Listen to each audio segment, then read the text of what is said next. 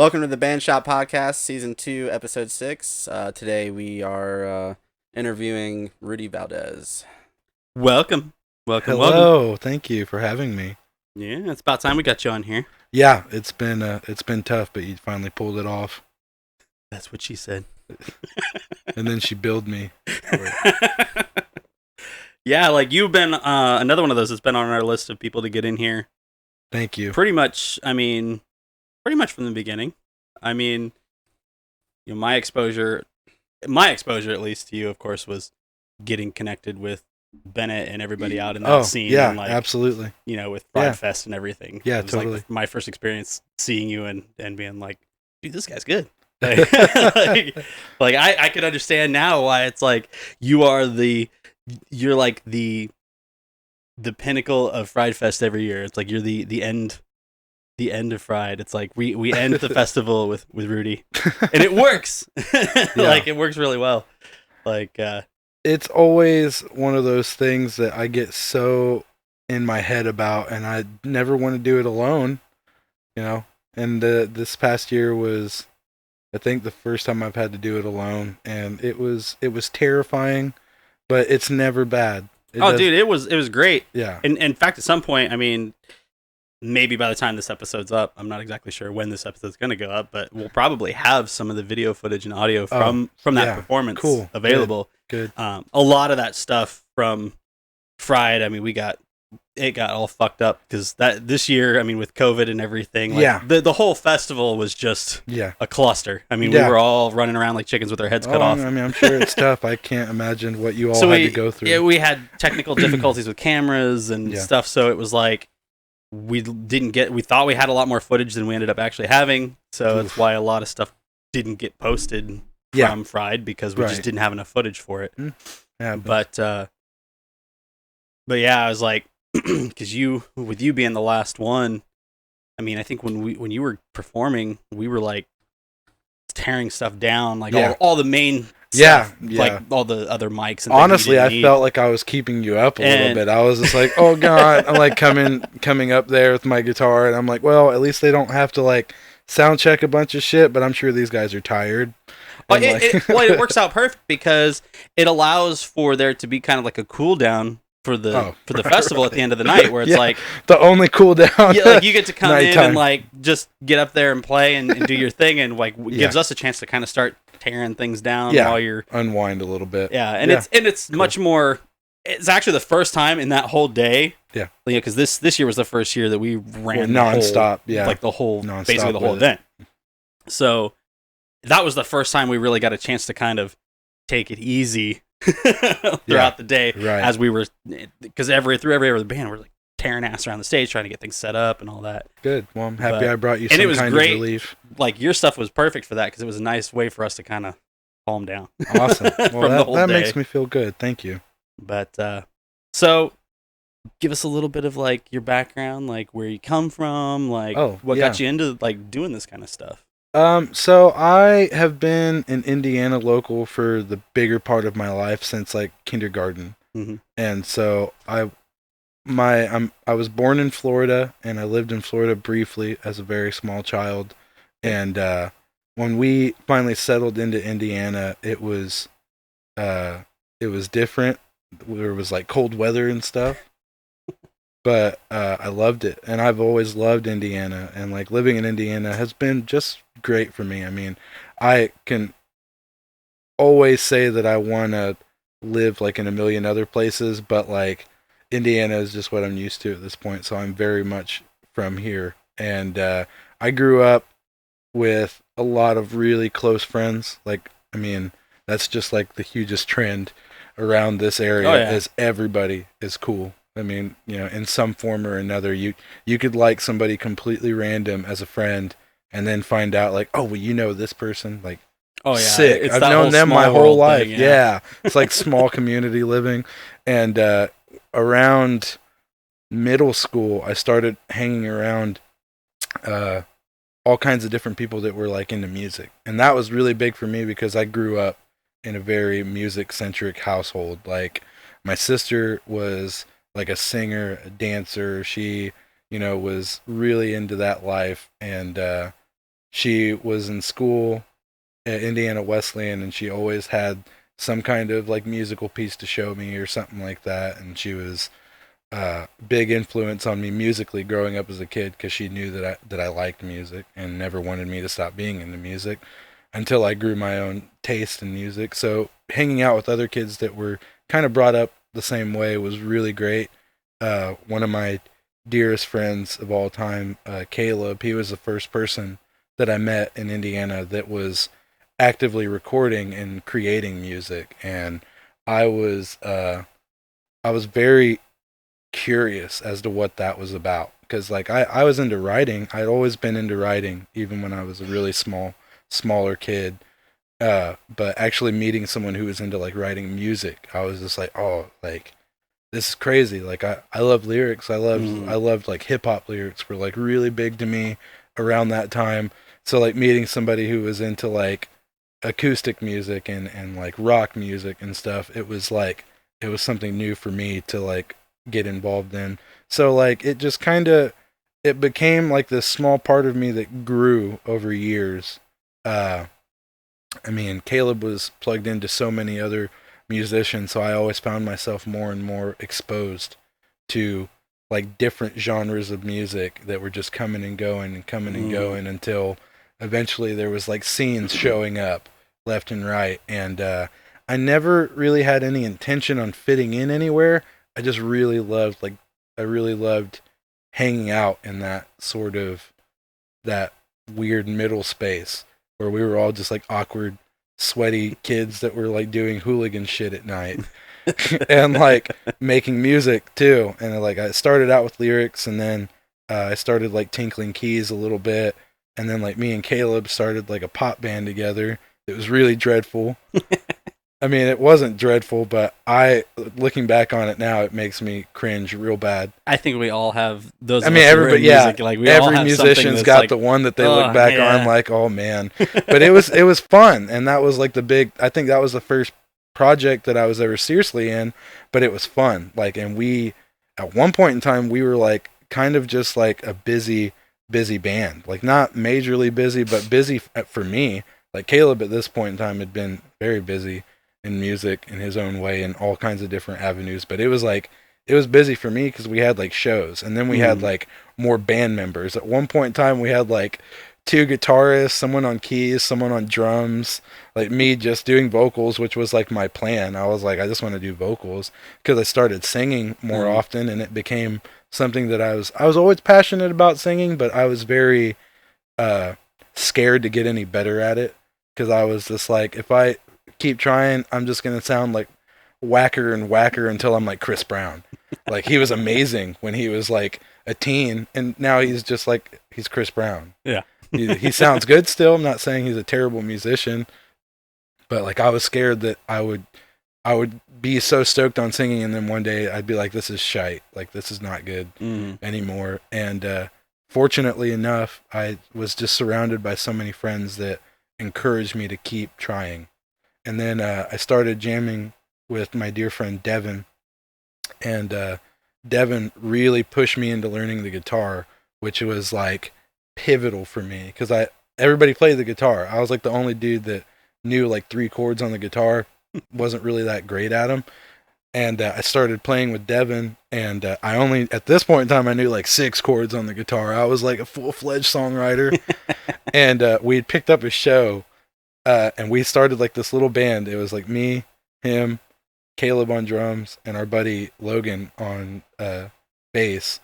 And we picked up this show, and they were like, okay, cool. Can you play like a 2-hour block, like at a block party? And Devin was like, we'll have to fill the space with covers. And I was like, okay. And like he brought me a huge stack of covers, and there was just so many chords that I was like, nope, like this is not going to happen. But he pushed me to eventually, like, we practiced and practiced and practiced until I started just like learning. And then the learning became just like an obsession for me over the course of like 2 or 3 years, that I just wanted to be a better songwriter. Like I wanted to learn what it meant to be a songwriter. And it was really cool that I was nurtured by so many musicians. And then like after so long, I started doing other projects. Like I mean, I was taking from so many projects, so many new ideas, and uh, somewhere in there, I did a solo album. I did 2 like solo pieces that I did by myself, and that was like a huge learning curve for me. Like was, uh, I was alone with music, which was like very different. And to this day, I still get really weirded out when I'm alone with music. But So was it something like, did you do everything, including all your production and yeah, I everything? did. I did keys. I did banjo. I did bass. I did guitar, and vocals. So many vocals, and it was just so weird for me to try and do that by myself. But eventually, I was. It sunk my foot into the mud of songwriting, and after that, it was just kind of like it became what I like to do, and I had I played so many shows over the span of time afterwards, and I just kept writing and writing. And I kind of became and still am like a writeaholic. I just constantly writing junk. Some of it is just so bad and just I understand how that doesn't can be. ever leave the voice memos in my phone. I've got, I mean, you could ask Benny. I've for years and years. I mean, I primarily come from a background of being more of a music writer, not so much the lyricist. Yeah. Oh, cool. But like, I mean, I've done both. But my Yeah. my tendency is to write music first and record music first, Yeah. and then fill in lyrics and vocal things afterwards. And I have, I mean, dozens and dozens of songs and projects and pieces of things that nobody's ever heard. Stuff that just like so buried some of back it, it's there. like things that I'll find every now and then going through files and be like, Oh, yeah. why didn't I do anything with this? This is actually pretty decent. Yeah, and then other yeah, things that I'm like, totally. this should be deleted. Yeah, Like- totally. Oh, like, I got so many embarrassing, like, oh, you totally ripped off, like, uh-huh. that's a Katy Perry song, dude. Like, what were you drinking? Like, what were you drinking that night? Yeah, and I kind of just got so obsessed with music in just like a little 4-year span, and then me and one of my darling friends, Noah Mitchell, we started a punk band, which was just out of pure necessity. We had to do it. It was just like the perfect summer for it. I had wrote some songs I had wrote them to be folk songs, but they just played out better as punk songs. And like me and Noah, me and Noah and then Caleb hopped in on it because he just couldn't stay out of it. He was like, I got to play drums for this, this is happening. And like we had jammed it out, and then Devin got involved with it somewhere in there. And we just like so many fun, like raucous, like nuts shows. And there's some bad, awful shows. And I think that is kind of where I just started plateauing with music. I was just like this, I'd gotten so comfortable with songwriting that it was just all about keeping it fun at this point. And like some people look at that as a bad thing, but I look at it like it became this like happy ending that I'm still living in. So this like last batch of songs that I'm writing right now are just like the pieces that have been most beautiful to me and in my own head that I would love to share. And that's just kind of what I've become as a musician, is just like I'd rather share songs now than to think about them forever and not ever release them.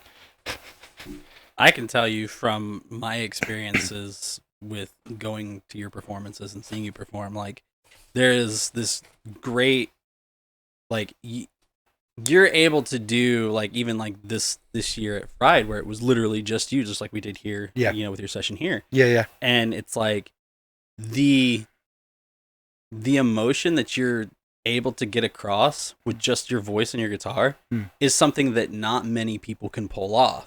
Yeah. And it's like, I remember the first time hearing you doing it, and I'm just like, it caught my attention. I was Awesome. like, oh, like it's the kind of like, I'm a sucker for good creative singer-songwriters. Awesome. Like that have a uniqueness to them to some degree. Like there's something about them that's unique. And I think and here's the thing too, there's not saying there's not a lot of strong male vocalists necessarily, but not a whole lot of them can pull it off live, and Very true. you have not only like really good musicianship of writing, like you're taking simple chords kind of, but finding ways to make them sound very bright, and then adding this warm tone powerhouse voice over top of it. That literally, like, listening to you do your session, like I got chills at least 4 or 5 times of just like, damn, like this. I think tell he takes it serious and he enjoys it and he gets happiness from it, along with sadness and those kinds of things. But it's hard to portray all of those emotions, not only from your lyrics but the music behind it. Yeah, you know. So I appreciate that. Well, yeah. Well, and that's one of the things that like I noticed is like where you might. I can tell that you are an experienced singer-songwriter in it because you've figured out the proper times to, like, when you're doing something that may be a little bit more simplistic in your chord progressions, your vocal melodies are you're going back and forth. Yeah. You're always keeping it interesting in some way. Yeah. Totally. And it's like, that's what caught my attention was just like, oh, like that, I like those melodies are great. Like it's something that I wouldn't have thought of. It's something where I'm like, oh, like, which, you know, makes me wonder, like, what were some of the influences as far as in your writing? I mean, obviously, you were saying, like, as far as like people that you've met and things, but is like, have there been, you know, specific albums or songs or things that kind of were what inspired you to, like, I mean, write similarly to the way you do? Is it like, and say, I make it a little easier for you. You could just like break it into like a top 5 of like all the way around your music taste. It doesn't matter what genre it is, but like what you as far as like what was influential to you, like musically. I would say that a lot of it comes from like, I've always been very, very into like soul and R&B music. Mm-hmm. And one of the most important things that has always stood out to me has been sometimes there can be a complete lack of music in a space. Mm-hmm. And like any specific, I mean, you really can't put a name on it really, but soul musicians, they see moments like that as like, or from what I know of, they see moments like that as a moment of peace in a song.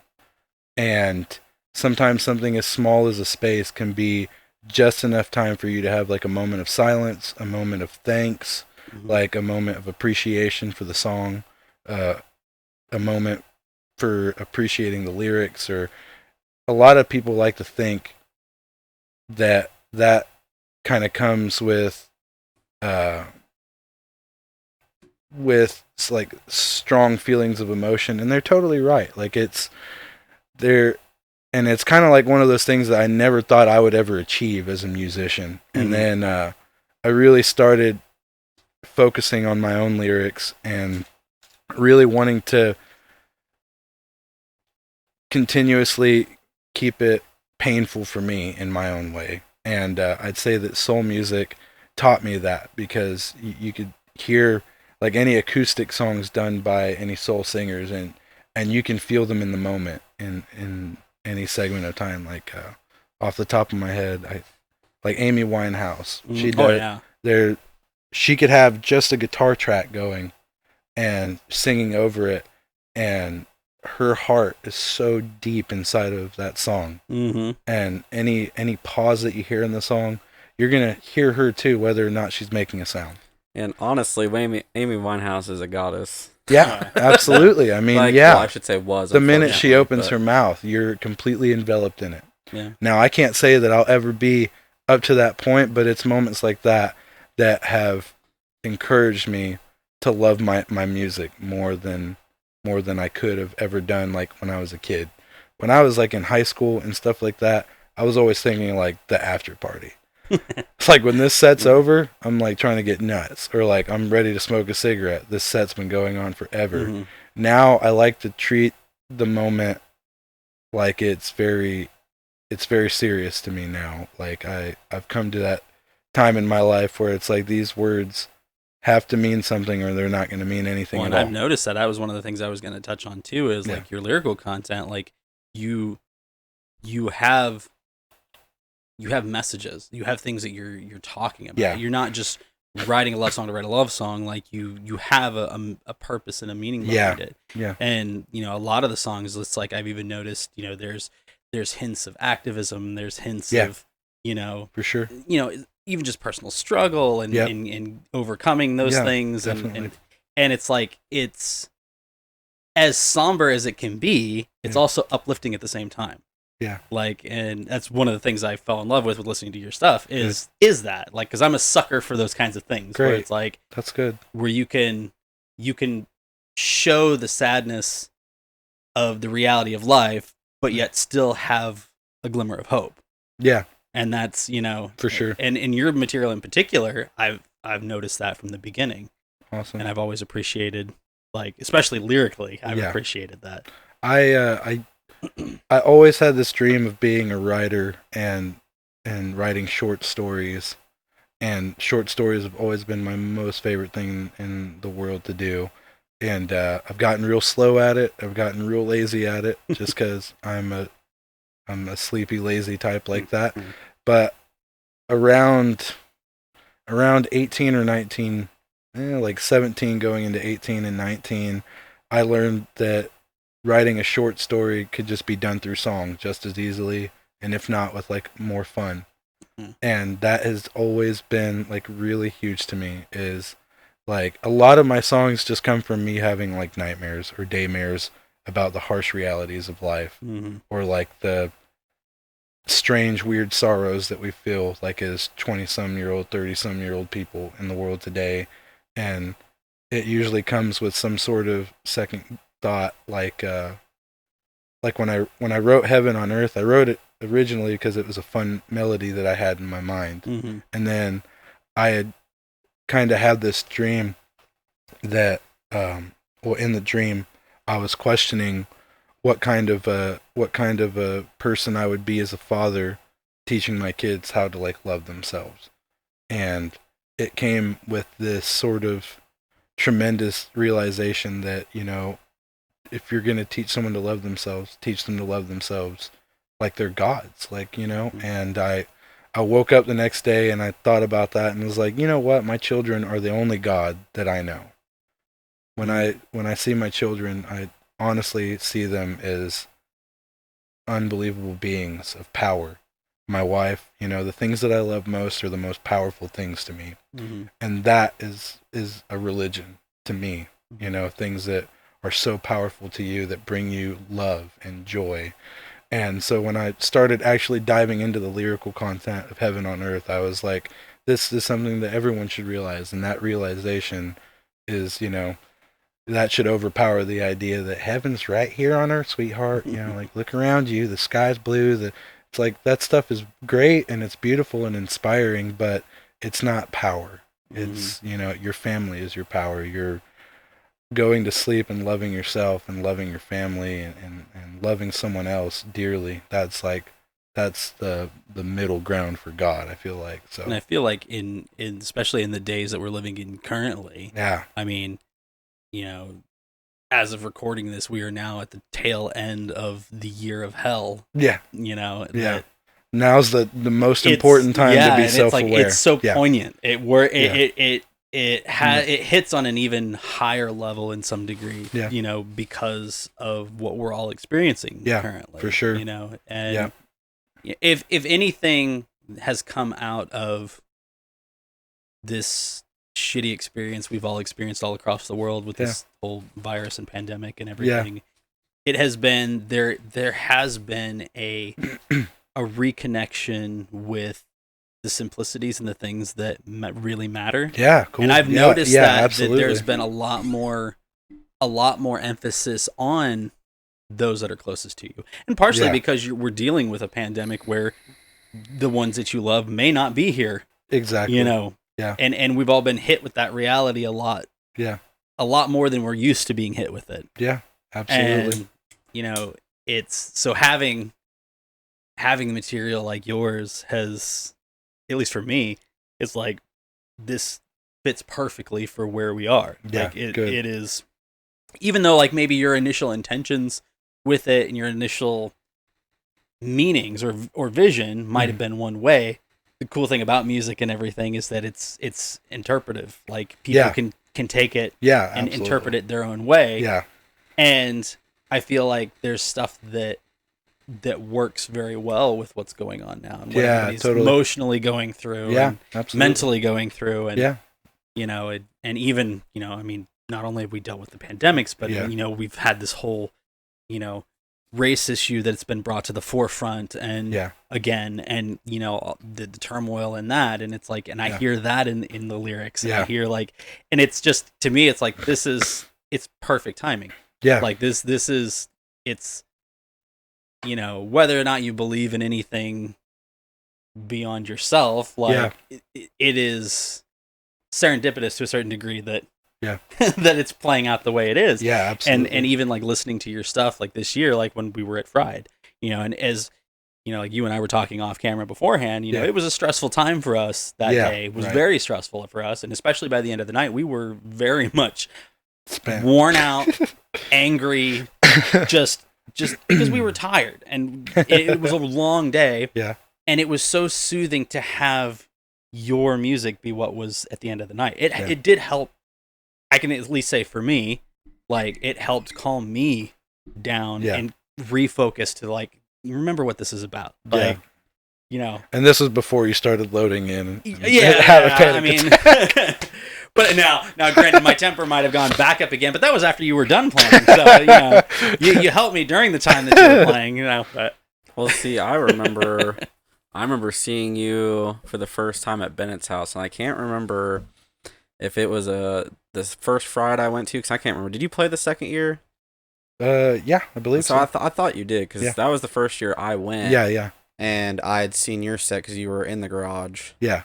And you had the hugest circle of people, like people you knew, people you didn't know, and like the people that knew you especially were up front as close as they could to you, singing every word and feeling emotions that normally that group of people wouldn't feel. You know, and like to be able to do that and say that you could do that is also something like very special. Very, very, very special. It's been a heck of a ride connecting with people through song. I've always found that to be like one of the most beautiful things about being a musician, is how your words can eventually just become a part of you and another person. It's like something that you share. And I've been super fortunate that I've had so many good friends that have been there, like while I've been like writing music and then like showing music and then like doing music with, and it makes me feel so much more comfortable when I know that like there's like two people here that are going to get this. Like when they hear it, they're going to remember something about it. Like there's something that we've probably been through together, or something that they were there for when I was writing this, and I've just been super, super lucky to have people like that around me. There's no doubt about it. Like you have some, I would say diehard fans, but in a sense, it's almost more than that. It's almost like family. Yeah, absolutely. Where it's like, they look at you like family, and I get the feeling you look at them like family. Absolutely. And it's like watching, you know, you perform and seeing that interaction is incredibly warming, because it's just like it. And I really love the way you make your performances not. It's not about you. It's not an ego thing. Like it's definitely. And even when you are the one who's on stage with the lights on you, and you're the one that's kind of in the center of it, you still prefer to get as close to everybody else as you can. Absolutely. And you bring everybody in, like physically, literally bring everybody in. If possible, And it's like this. It is like this family. It's like this group of people and everybody gets into it, and everybody sings along, and everybody's, you know, a part of it. It's not just about you, which is, you know, for somebody, you know, I mean, obviously I'm not trying to sit here and like, you know, suck your dick too much. That's not what it's about. But it's like, you know, like, but it's honestly, for somebody who has the ability that you do and the talent that you do, it's nice to see how humble you are about it. Well, and unfortunately, when it comes to like genres, unfortunately are a thing. So like you have your realm, and a lot of the people I feel like that are in that realm are a lot more self-absorbed.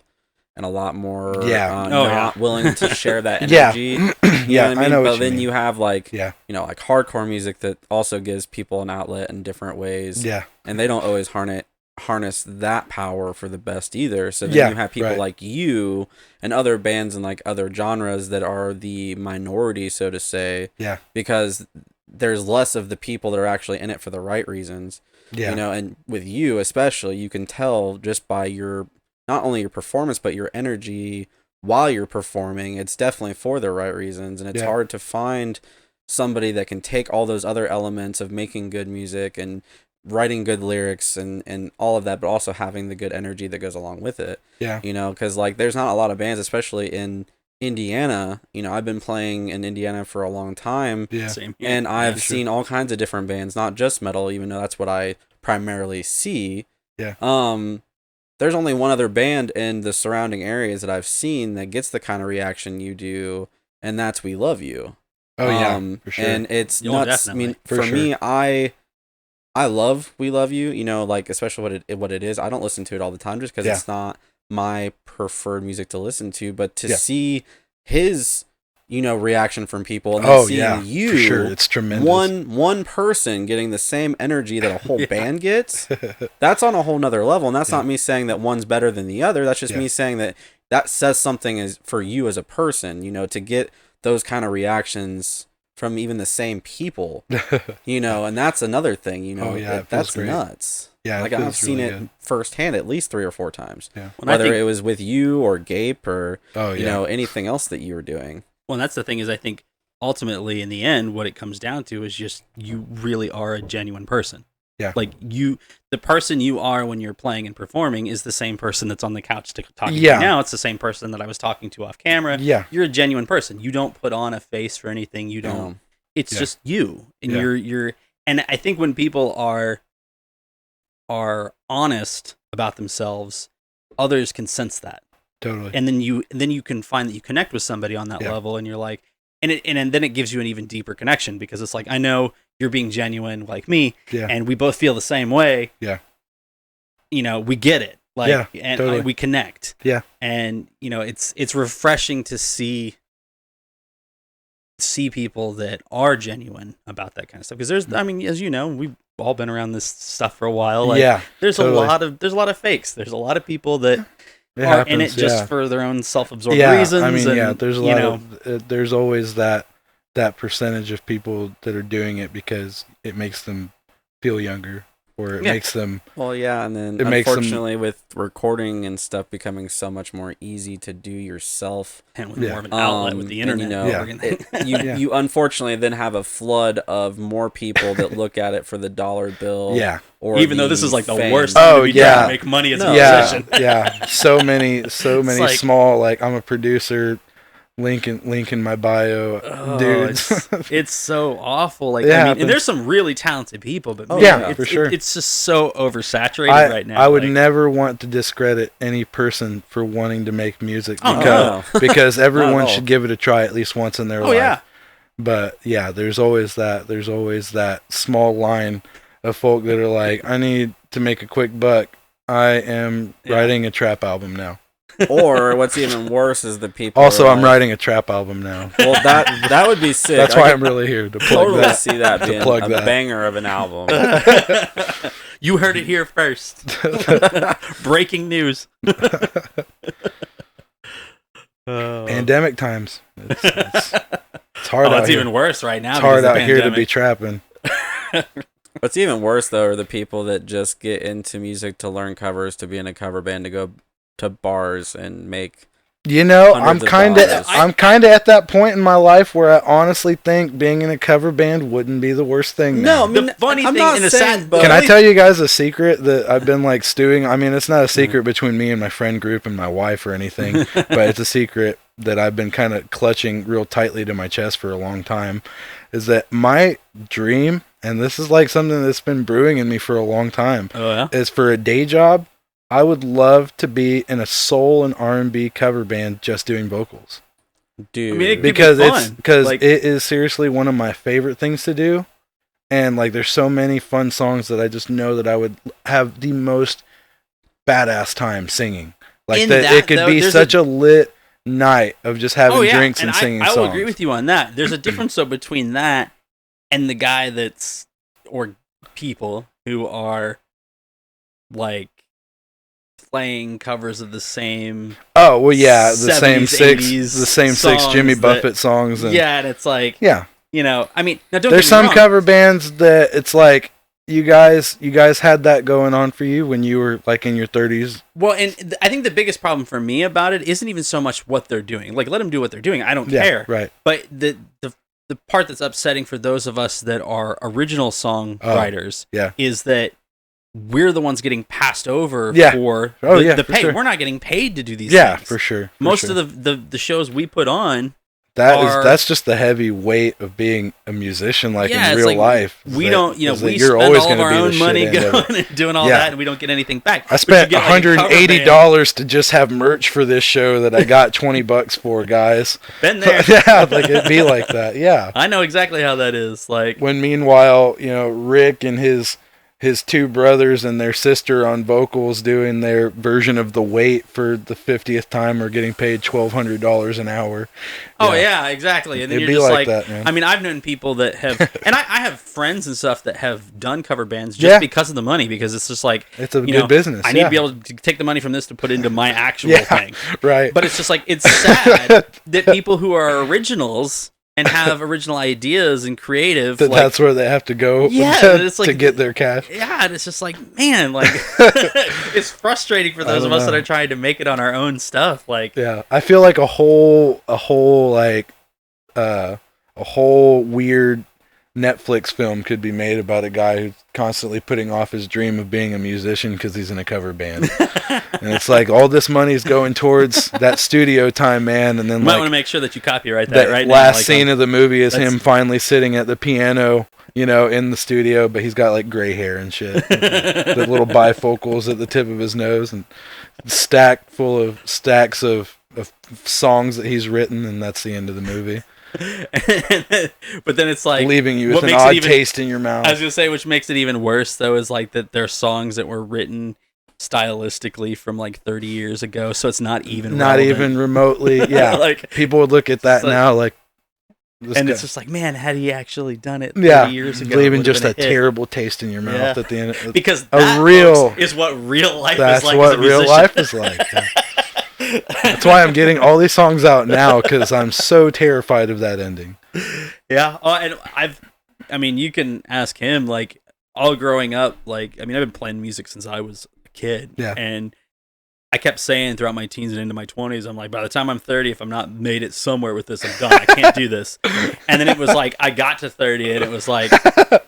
And now he's 35. No. Yeah, now I'm 35 and I'm still doing it. So it's like, you know, and that's when you realize, okay, yeah, this is really something that's in you. Yeah, like, you're willing to do it even when you're not making anything, even when you're not going anywhere. That's the weird reality that a lot of people don't get. I mean, there's some businessy types that totally succeed because of that goal. That it's like, if I'm not doing this somewhere like for some good amount of money, by the time I'm 30, I'm done. And there's some people that just do that they gave up having a real job their whole life and roughing it, and then ended up, you know, doing just fine, just doing great, making their $29K a year, living in a little apartment and wherever the heck, and just doing music is their passion. That's one of the things that's hard. I mean, like, as you know, because we've talked about it, even like, as far as like you having, like, once you start having your own family and start doing that, like your focus starts to shift a little bit. Oh, for sure. Like, even though it is a passion and it's something that you love to do and you want to do, and you, like, even in my case, like, it sounds like even like with you, it's like you're gonna get it out no matter what. Yeah. Right. You know, but you reach a certain point when you start to realize, okay, maybe this isn't, like, it's not my top priority anymore. And that's fine. For sure. Yeah. Like, because there's other more important things, like, you know, like you were saying, like with your kids, it's like the same thing with my kids and absolutely. My family and things where it's like, these are things that are more important. And a lot of the times, my point in that is, like, a lot of times the people that give up all of that stuff. Yeah. You know, and honestly, a lot of times, a lot of the guys that I've met who have had at least some moniker of success in doing it are really, I mean, to be quite honest, a lot of them are assholes. because they've had to be. Like Yeah. That's how they got to the top, by being the absolute the best. Yeah. Like for sure. it's all about me and what I can do to put myself in a better position. Yeah, for sure. To further my career. Yeah, for and sure. if I have to step on friends to do it and family to do it, so be it. Right. And say, unfortunately, I know all too well that to be true. Oh, so. and I know many people like that. And but the sad thing is if you get somebody who's like that, who sacrifices everything and then does that and still doesn't make it anywhere, now they have absolutely nothing. Oh yeah, well, yeah, or because they've alienated everybody around them and they've burned every bridge gamble. They have. Yeah, the music is the biggest gamble in that sense. Mm-hmm. Like it's well, it is, and then you also have the other side of things of like what you were saying. There's the flip side to where you have somebody like me that is trying to do all the above. Oh yeah, because for me, it's not just about. It's about more than just what meets the eye. Because for me, it's about proving a point and also proving to like my son that you can. Yeah, that you can do it. Yeah. You know, you can. Yeah, for sure. Sustain a, okay life. Yeah. And live your dream to your fullest. Yeah, and not allow the world to tell you not to. Yeah. So there's that thin line that you have to ride, at least if you are a genuine person, especially when you have a family, that makes things kind of hard.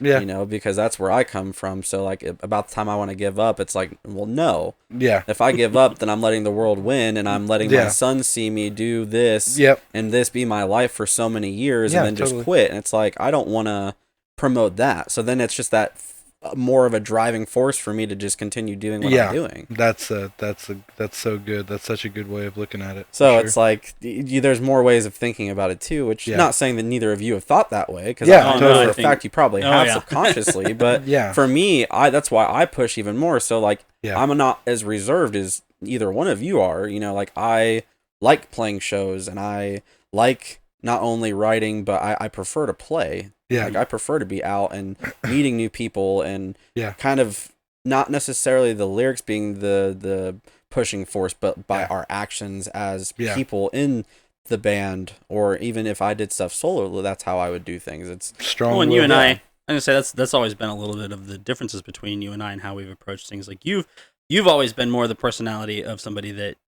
was willing to take some more risks in that, and even potentially, you know, take advantage of certain situations to get you into a better place. And I'm not meaning that in a bad sense. No. Like you were calculating. Yes. Like what, and you always did try to think, okay, what is the best move for both parties? But I also got to try to think, how am I going to do this the best way I can without damaging friendships too much or family life too much or whatever. And where I've always maybe erred more on the side of being too cautious about it and not taking the risks that I should have at a certain time. Yeah. You know, you were always the opposite and took more risks than I did. And, but I mean, it's just kind of how it goes. I mean, we all approach it in a different way. Yeah, like, it's true. And I think that once you reach a certain age, you start to, your opinions start to change as far as like your purpose behind it. Yeah. Like, totally. And then it starts to get to a point of where, like, at least where I've gotten at, and it seems similar to like what you've been talking about too, it starts becoming more about the content and less about whether or not it becomes a big thing. Yeah. It's like, absolutely. You know, I'm more concerned about whether or not I get my creative side out and the things I want to talk about and the things I want to affect more so than whether or not I get a bunch of shows or get signed to an indie label or a pro label or whatever. I'm like whenever I do this release, I am almost certain that it's not going to be a busy release. Like I don't know. I think you might be surprised at how many people. I don't know. I've tested this. I've tested these songs out in so many different crowd areas, and the reaction has consistently been like, there's so many good people that enjoy it, and that I enjoy them enjoying that, and it feels good. And then there's like the few people that are like, this has gone on for a long time, and and that's totally okay. I'm totally loving that. I love that about it, because that sometimes is kind of what makes a song more important to me, is that somebody hasn't figured it out yet, but I hope deep down inside that eventually it meets them in some juncture. And I think that having a family and music meaning something like that to you is like so strengthening, because music and being a father and a husband, to me, they all fall into this beautiful bowl of curiosity. Like, I don't know what's going to happen. There's so much danger and chaos in everything, and I never know what's going to happen, but the anticipation is really groovy. And I feel like you guys have such opposite end of the spectrum, like, ideals on what you want and stuff like that, and that's so cool. And now I'm just kind of like freaked out because I'm even farther than that. I have like this boundless curiosity. Like, I like to look at everything as like this crazy small beautiful little adventure, and it's like being a father is like hilarious to me. It is like so silly and like so scary at times and so overwhelming. Yeah, but it also gives you a reason to be a kid the rest of your life too. Yeah, I mean, absolutely. I almost feel if bad anything, for I'm the the most people- annoying kid in the house. Yeah, it's like, definitely. My wife could probably tell you that I am the laziest and most annoying kid in the house. It's like I almost feel bad for like adults that don't have children, especially at a certain age. Because I sometimes think that. I feel like it sometimes, almost makes like, you a lot of people want to be like, oh, well, they got it made. Like, they don't have to get up but at I feel like 7 you'd in the be morning bitter, you know? and stuff. there's but trade-offs. But at the same time, it's like you're missing out on some pretty amazing moments. Oh, and I've said to people before, because I've had people ask me about, what it's like to be a parent, because they've considered it, but they're not sure and whatever. And I understand. And I'm like, to be 100% honest from my perspective, having a kid is simultaneously the best and worst thing that could ever happen to you. And that's the only way to explain it. Like, it's like, it is the highs that you get from it, and the fun, and the first time you actually experience what real unconditional love is. Oh, yeah. From your child and stuff. Like, there's nothing that matches that feeling. Yeah, totally. But there's definitely the opposite side of that too, where there's times when you're just like, God, like, why? Why did I, Kids, especially this new generation of kids. Oh, yeah. Is very, very interesting to look at. I am just hoping that our kids are just so intelligent and so perfectly adjusted to the times that they just take care of me for the rest of my life. Like, that is what I'm hoping for. I'm hoping that they'll be like, Father, you were dealt a hard card growing up. Father, cis male, you have been dealt a strange card your entire life, and now, let me take care of you. That's what I'm praying for. Because I'm going to go ahead and assume they're going to have more together than us. Like, they're just so smart as it is. I just assume they're going to take care of us. Let's be real, though. We're still the minority. Yeah. A higher thinking or just more open-minded. So, yes, I do feel like there are a lot more of our kids' generation that are going to just know that this is, like, how things aren't the way it should be, and looking to the future, you know what I mean, of making things better. But unfortunately, there are still more people that don't think that way, that I don't really know if it's going to be enough to change it, unfortunately. I think some of the experiences that we've gone through, especially in this year, have taught us that there is, unfortunately, a larger group of people than we thought that aren't at all on our page. Yeah. No, and are like, it is astounding. Book. It is and you're just astoundingly. Like, it's astoundingly frightening. Yeah, and say it scares the shit out of me. That's why I try not to think about it. I hope it should scare the shit out of everyone. I hope that, like, our kids can see all of this and just be like, I think that our kids are going to be so perfectly aware. I sometimes get real worried that they're going to be too preoccupied with technology and stuff like that. But then I think, well, because of that, they're probably going to be forced to be more aware. But they won't be like miserably forced to be aware. They're just going to be aware. And I can just feel it that potentially our children could be the coolest generation of kids. Oh, I hope so. I mean, either that or KidsTube is just going to absolutely ruin them. One or the other. I don't know. Peppa Pig might destroy our kids. There's a lot of variables. Minecraft might absolutely bury our children. Tell me about it. Like, although the interesting thing is, like, it's when I think back to like us growing up, Mhm. you know, of course, with my age range, you know, mine and yours, like we're all right on that cusp of we were the last generations that experienced life before the internet. Oh, yeah. And have memories of that. Mm-hmm. Slightly for me, but and it's like, so we saw the shift in perspective because of it. For sure. And so we kind of still have a little bit of that.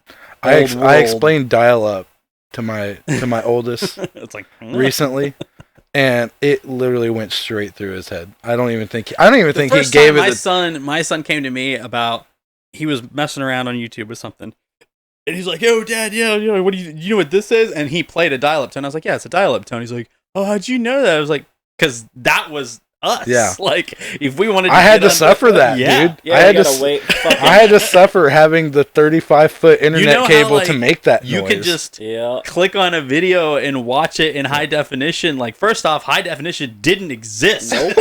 Like, there was no promise of high definition on anything. And if you wanted to download a song, you could download it in shitty quality, and it would still take the closest thing you got to hours. the closest thing that you got to a high definition disclaimer was like amazing graphics, like written in small print, like on something like that. Graphics. We're talking graphics cards now, guys. Oh yeah, like it's funny because my son, at least my oldest, he gets it from a logical perspective. Like he knows that there was a time when this was this way and whatever. He gets that at one point in time. Obviously, he has no perception of actual time. Like the fact that there were, that the internet and the things he's used to just always having in his life. Yeah.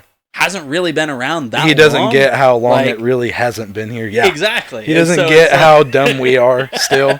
It's just like us. So you think I'm dumb because I don't know what's going on? The thing is I had to get smart really quick to figure out what's going on. If you remember when we were, teenagers and stuff, when the internet was coming out, like, or at least for some of us, like trying to explain some of that stuff to our parents. Yeah. Who were completely clueless. And still are. And still in a lot of ways are. And it's just like, wow. Like, we're now becoming that. Having to explain to my mom that I needed to disconnect the house phone to plug the internet up was just like, why are you doing that now? It's like, because I have to. Benny and I were lucky in the sense that, like, there isn't a huge, like, between myself as their firstborn, like, and my parents, there's less than 20 years between us. There's 19 years between us. So there's not a huge generation gap. Yeah. So we were kind of lucky in that sense. But it's like, so, I mean, at least mom and dad kind of dad more so than mom, I guess, like early on, understood the concepts of technology and things and like kind of how it worked.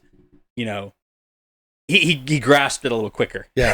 Like, right. But he still does. And even still does now. But the thing with him now in his 50s is he's just like, I'm just aware of the fact that I'm slow.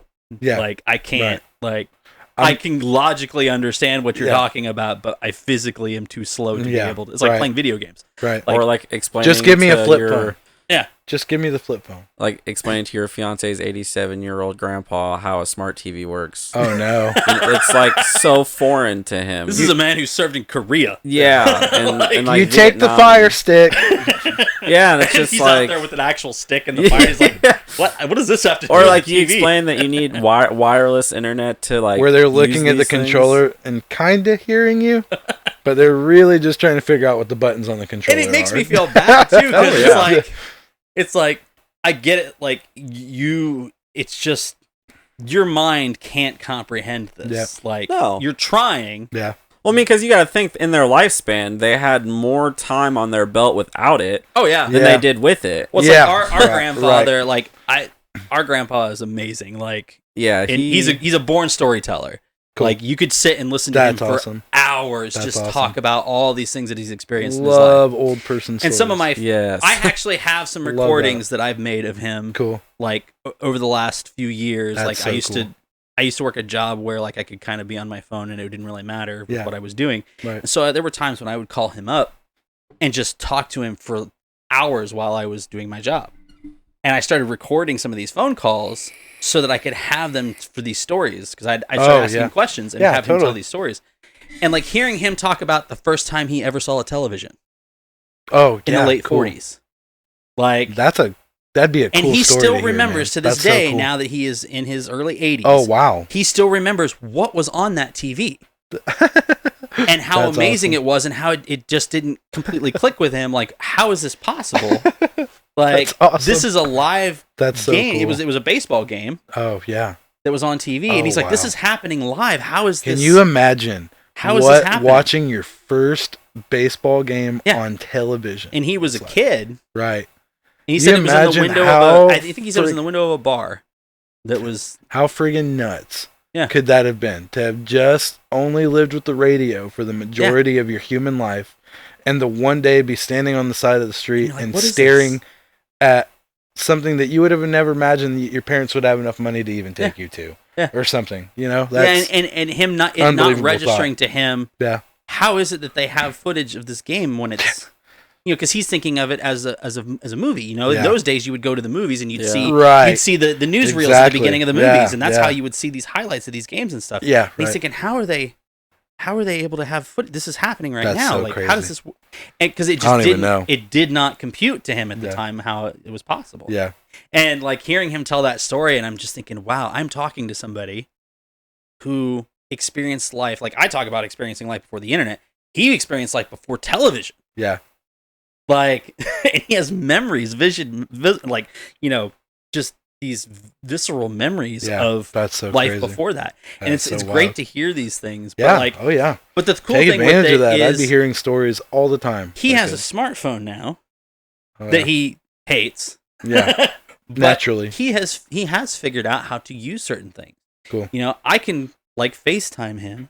Yeah. And have a conversation with him. And like he gets the basics at least enough to be able to do that. Yeah. Which is crazy to think about, that in this man's life, he went from seeing not even a television to now he's holding a device in his hand where he can see me and talk to me in real time across the country.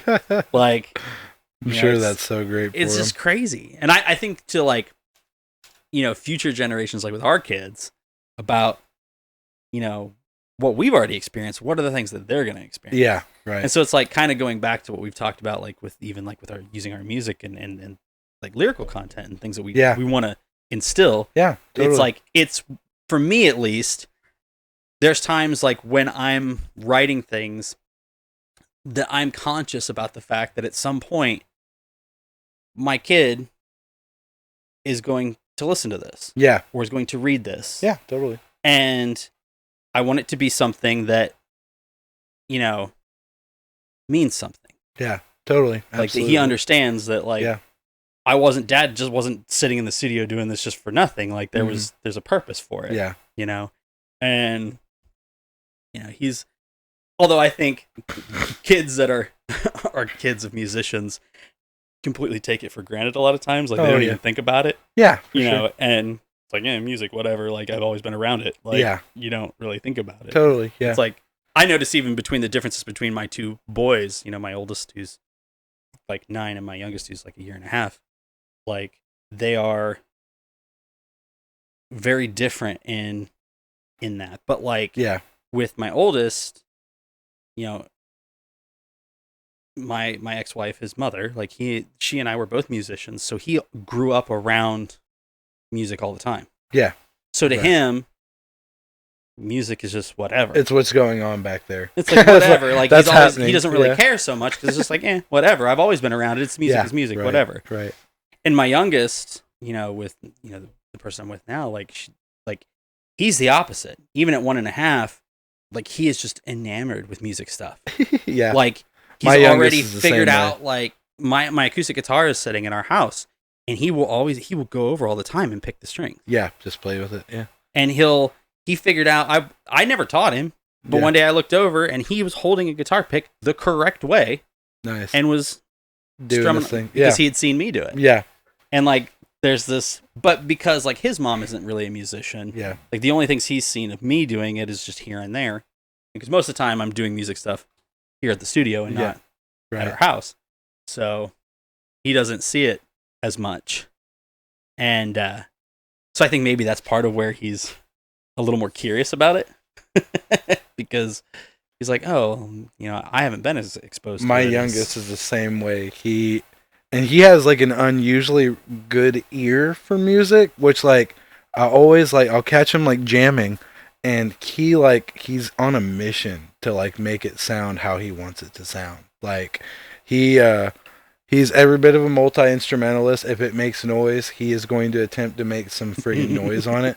But when it comes to like strings and stuff like that, he gets so involved with it, and it's like crazy. And his older brother's the same way. Ollie is more of a tempo kid. He loves fast-paced things. He loves slow, groovy things and stuff like that. Like listening to house music and stuff like that. He loves that kind of stuff.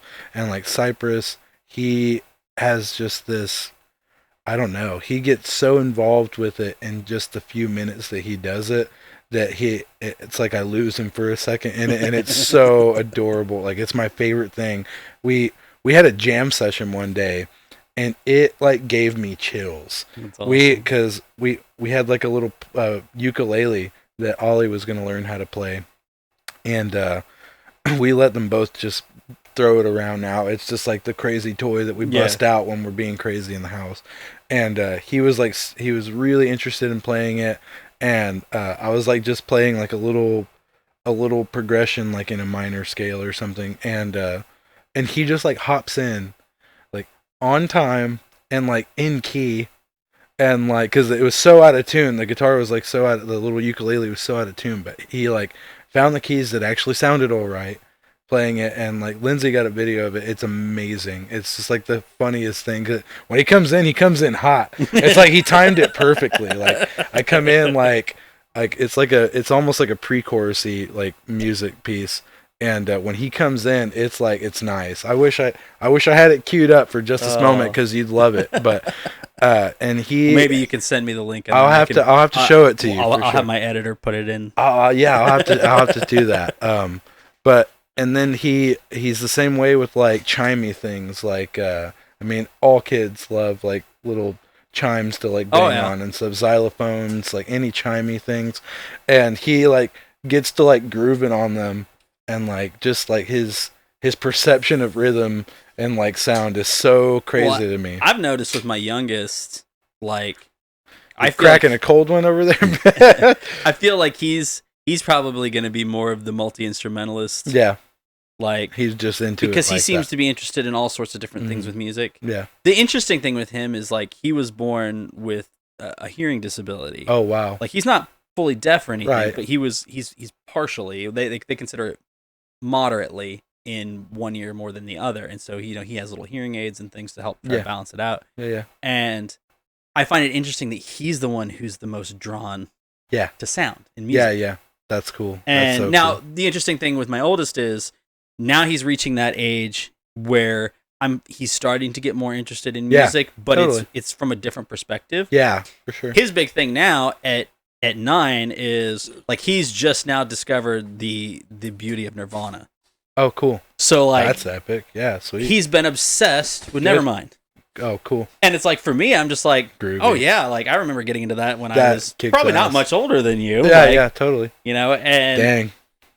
And it's like but the excitement that he has about like, oh, Dad, have you heard this song or whatever? And of course I'm like, well, of course I've heard this song, but no. But it's like, yeah, show it to me. Yeah, but like to see him starting to get excited about music stuff. Yeah, that's starting cool. to give me hope again. I mean, every musician is going to pray that their children are just so musically inclined, for sure. My thing though, in general, of course, we all like pray and wish that like I hope our kids can be that way.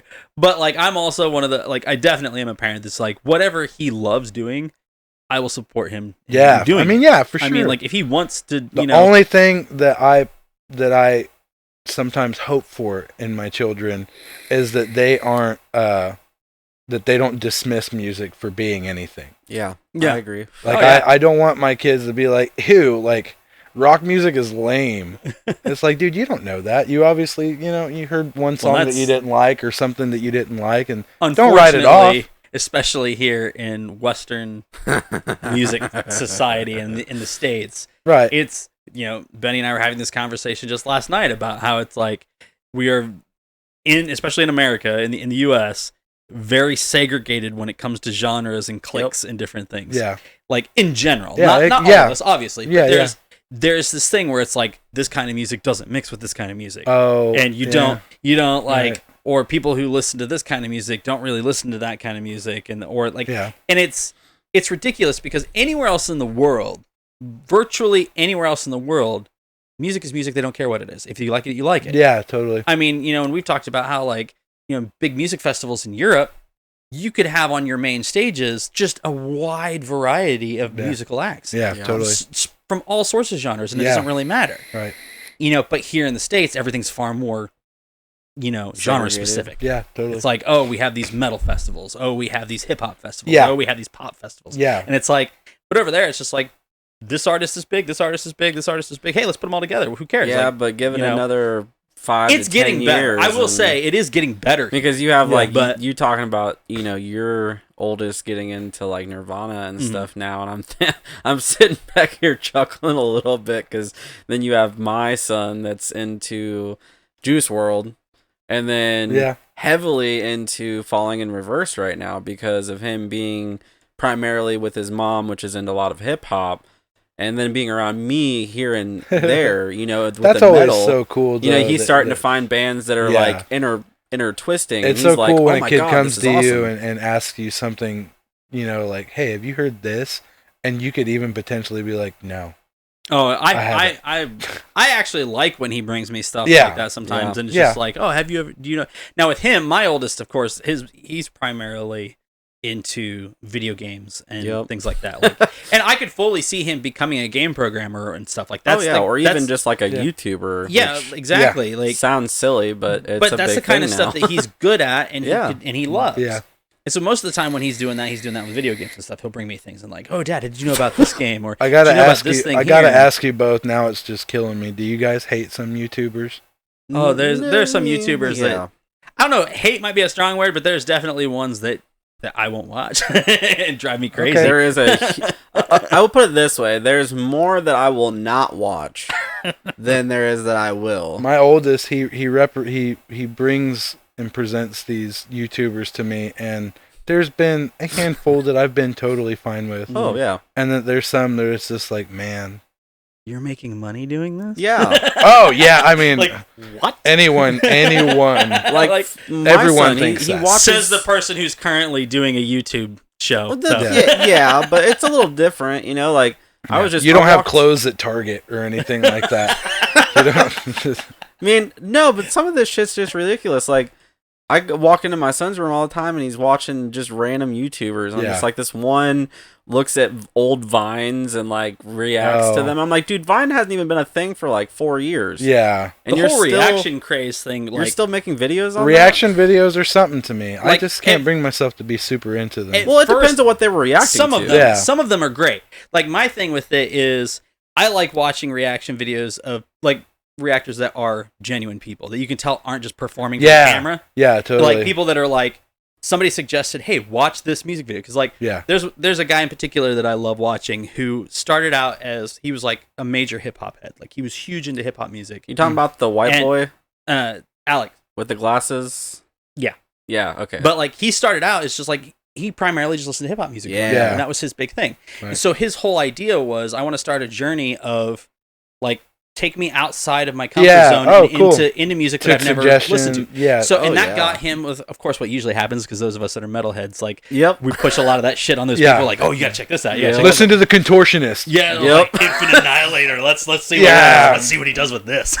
Like, listen to Pig Destroyer. Yeah, exactly. Like, so you have to throw him the wackest thing that you can think of. And so it's a mixture of, for one, it's the humor of it, because you're watching them go like, what the fuck is this? Yeah. And it's also watching them slowly start to understand it.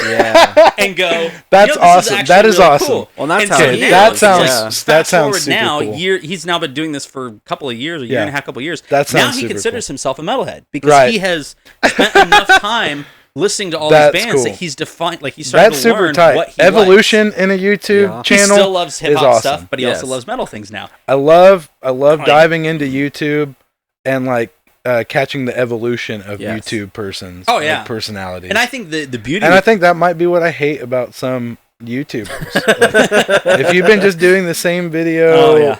like, and it's like, and kids just eat that up and Yep. stuff like that. It's like, dude, I see what you're doing, and it's cruel.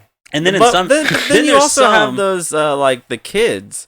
You know, like Roland, my son showed me this one like probably almost a year ago of these kids that started their own YouTube channel making like movies Oh, cool. with like Nerf guns and shit. Oh, that's and then they sweet. started getting into like modding their Nerf guns to make the movies better, and like they got better cameras. That's and crazy. Like you could see the progression. See, from, that kind of stuff is awesome. Dude, I yeah. wish that my oldest son and I'll just have to end up doing my homework and finding things like this. Mm-hmm. But add some stuff in the comments here. I need suggestions. I'm lazy. Yeah. But yeah, I feel like that kind of exposure for kids is awesome. Yeah. Like Oh, yeah. teaching kids to like invest into their passions Oh yeah. is Mhm. tight. Well, Now, then it- there's like the sect of YouTube where it's just like, you can buy our t-shirts right now if you click under our, you Yeah, know, and it's- subscribe and it's all click a the cash link. grab thing. and Yeah, it's like- we got keychains We that got are $8. And yes, your kid's going to want them. He's going to insist Back that you in buy the- them. was a couple years ago with the whole fidget spinner craze, and every Oh. fucking YouTuber had a fidget spinner. Yeah. And it was like, and now you find fidget spinners just in Yeah. trash Come everywhere. and peep my new video where I, go cheap fidget spinner versus, the $75 fidget spinner. Yeah, totally. This one. I need to figure out. I I need to figure out how to have more courage to just be a YouTuber like that. Honestly, I can tell you, like, even just doing this, there's aspects of doing this where, like, it's still uncomfortable Oh, for yeah. me. Yeah. Like, and Oh, I've yeah. been doing things like, and I've been on camera before for other Do things. I make and- you and- uncomfortable? I live with Not a really. fucking I hope videographer not. and a photographer. I literally have a camera pointed in my face more than I don't. But then Yeah. for some reason, when you have like a camera on you and you know there's a chance Oh, that yeah. millions of people can see it, Yeah, totally. it changes Mhm. your perception Especially, of things. and if you need any proof of that, those of you that are on our Patreon will probably Oh. see the beginning of this episode Yeah, where I he mess fucked up. up numerous times. Yeah, but it's just the thing. It's just like recording too. You know, like you go in the studio, you have the song perfect, but then as soon as that red light turns on, Oh, God. Yeah. you That's go the fucking worst. blank. Yeah. You've played this guitar part I always- dozens of times perfectly, and Yeah. as soon as that red light comes on, and you know that you're under the pressure of recording it, Yeah. you fuck it up, and you're like, "Why? I've done this." I always try and juice myself up like in those moments. Oh, 'cause yeah. Be like, I'm about to do this. It's gonna be the one hitter quitter. and then like 2 minutes into it, I'm like, Fuck. I did a thing. Turn it off. Sorry. yeah. Yeah, the one take I wonder spilled my turns drink on into myself. 200 takes. Yeah. Oh yeah. Yeah. I've done plenty of that. Me too. We all have. You I can think- ask I that one can't- over there. Honestly, I don't think that there's any musician that could tell you that. Oh, I've just one took everything and it's Yeah. perfect. No, I mean Like, you get lucky every there are once in a people that while, can but- do Yeah. great one takes, and at least Yeah, for me, my production totally. style, when I produce things and write things, like I tend to try to want to get things in single takes. Yeah. As much Yeah. as I, can. Of course. Because that Everybody wants captures- to. It Yeah. captures the live essence. The Yeah. live feel. And it captures the energy before you wear yourself out. Exactly, Yeah, and totally. the punching in and punching out, like it's like, yeah, you can make it sound perfect, but then try to reproduce that live. It's Yeah. not You gonna be can't. exactly the same. Yeah. Right. So I always try to do things as Hit it while straight it's hot, through yeah. as I can. Well, which is nice But- because of his pushing for that. Then it's made people like me a better musician because Yeah. I It's made now myself long- a better musician. Yeah. Totally. I now Like- long for whenever I hit record, like, you know, I will punch in occasionally, you know, and I really am just getting lazy, but for the most part, I just try to one take everything, you know, and yeah, you may have to redo it 5 times, but that 5th time you do it and it sounds fucking amazing. And Yeah. you're just way more proud about it. Yeah, for sure. Because you're like, I definitely. actually played this all the way through. I didn't just copy and paste and Yeah. hit a button and then stop and then hit a button again and Well, then it's stop. like- and Right. Well, it's like you were talking about, like, because you know from your own experience of like doing your own production, recording your Yeah. own stuff, and doing multiple instruments yourself, and Yeah. doing that. Like, there's this amazing feeling you get Yeah. when you can listen to the final product and be like, I did this, Oh yeah. all of this, Yeah. by myself, Yeah. and one took it. My first Like- album that I did by myself, the actual listen through that I did at the end of it before I like, Mm-hmm. and I'm just gonna go ahead and do air quotes, mixed it and Mhm. mastered it. I remember being like, dang, I Yeah. actually did that. Yeah. And I can't say that I was too crazy proud of it because it still sounded terribly whack. But I also wasn't aiming for it to be beautiful, though. Mhm. I was just like, this is going to be what it is. And I don't have help, so I'm going to do the best I can. Well, and that's the thing. Like, I can completely understand that from my own history of doing those kinds of things. I mean, my solo project I've been doing for many years. You could listen through the discography up to recent times, and you can hear like the first album was shite, and it got a little better, and then a little worse, and then a little better, and then it started. Do you ever getting listen better back and you have like, a higher love for some of those songs, though? My thing is, I go back and like, there's one album in particular that I did with this that I released back in 2006, where honestly, I think audio production wise, it came out being some of the worst production. Oh, but it's the songs and the performances that I feel I'm the most proud of. Yeah, because it was the most genuine. Mm-hmm. And I wasn't like, oh, nice, because I was one of those people that like early on when I was doing things myself, it was all about necessity and convenience. Yeah. You know, it was like I learned how to play this instrument because I didn't have anybody else to do it, so I had to learn how to do it. So maybe I wasn't the best at it, but I had to because I didn't have anybody else to do it. I had to do it myself. And then it was like with drums. You know, I started out as a drummer as a kid, but you know, drums are expensive, and drum mics are very expensive. Yeah. And getting a production set up where you could record live drums in a way that doesn't sound like absolute garbage is expensive and takes a lot of time. Yeah, totally. And as a kid, I did not have that luxury. Right. So, you know, like we were talking earlier off camera about, my dad had a freaking little drum machine, Boss drum machine that had the little pads on it where you could physically play them yourself. And so like my first 2 albums that I did with my solo project, all the drums were played with me doing my fingers on this little drum pads. That's impressive. Wasn't physically played behind a kit. And then I started doing like, oh, well, I can program now. And it was all because I didn't have the money and the time to invest in actual equipment to do live drums. Right. I could play all of these things I could play physically myself with no problem. I wasn't writing things for that I couldn't actually play. It was just that out of convenience to get it to sound as good as I could get it to sound. I couldn't do it with an actual drum set. For sure. They didn't have the good mics. So I started learning how to program, and that got me into like learning, how to program drums and program this and that. But then eventually you start to, as a producer, you'll start to like lean on that as a crutch. Yeah, right. And so what ended up happening was the album that I'm talking about in 2006 was the first time I said, no, I don't care if I don't have the greatest equipment. I'm going to do this with live drums. Yeah. And I'm going to do this with everything live, and I'm going to one take it. Like each piece, obviously since I'm playing each instrument, you have to do it multiple times, but you're still playing from the start to the end of the song straight through with whatever instrument you're playing. Yeah. And that album, for me, when I listen back to it, the producer side of me goes, oh my God, this is bad. This is really bad. And it's mostly because I didn't have good enough mics to do drums, and the drums just turned out sounding horrible. Yeah. But the songwriting and the emotion behind it was the most genuine, I think, of everything up to that point. That's awesome. Because I was going through some stuff at the time, and I was just letting it out. I was using it as my therapy and just letting things go. And so now when I go back and I listen to it, it is simultaneously my favorite and my least favorite. On the production side, it's my least favorite.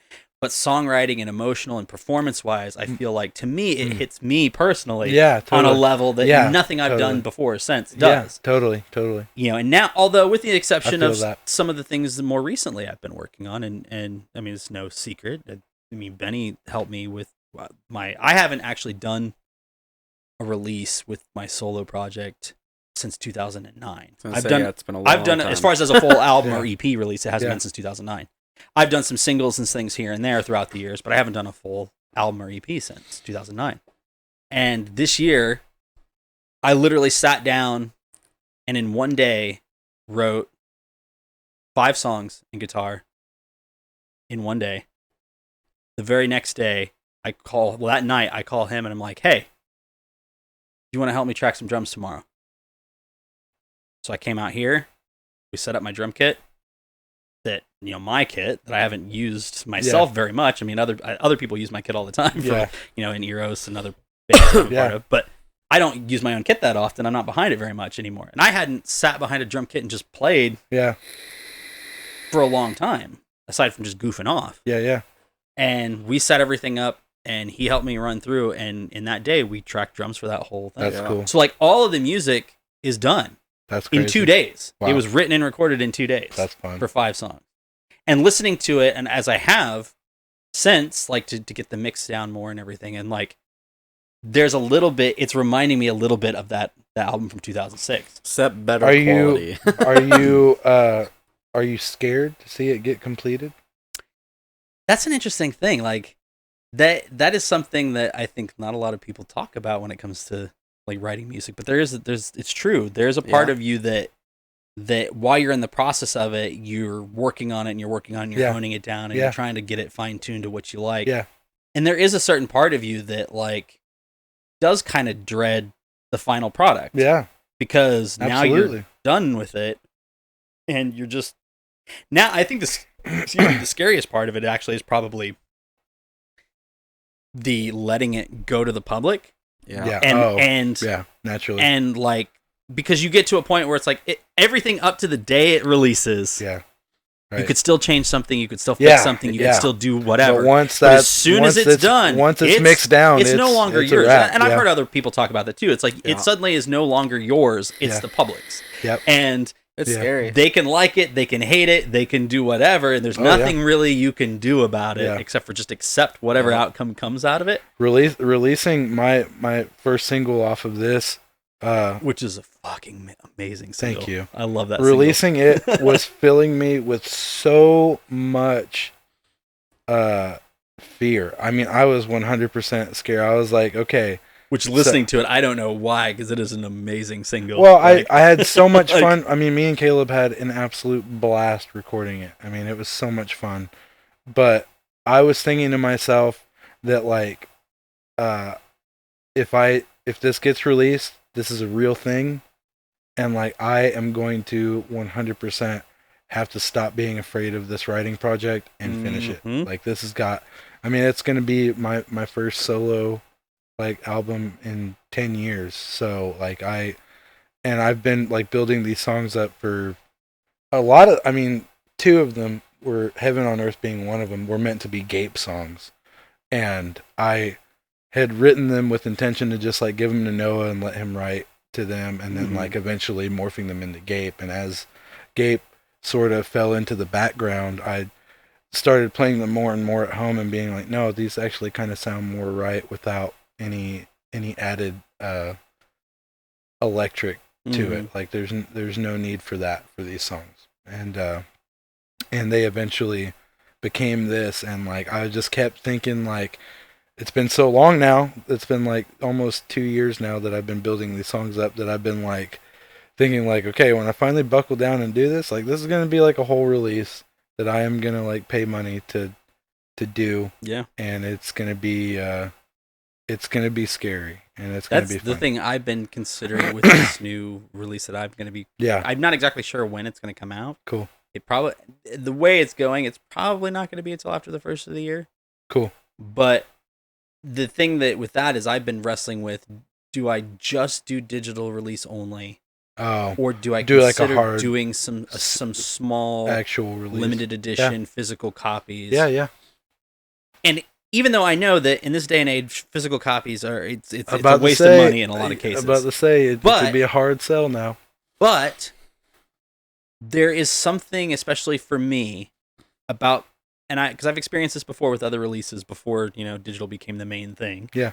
That like there's something about after you want to talk about that finalized feeling. Yeah. When you've sent it off to the master. Oh, yeah. You set the master off, and now they're printing it. Yep. And you get that first box back, and you open it up, and you're physically holding it. You're like, oh, this is real. This is real. This is real. These don't sell. I've blown my money, and my heart is broken. Exactly.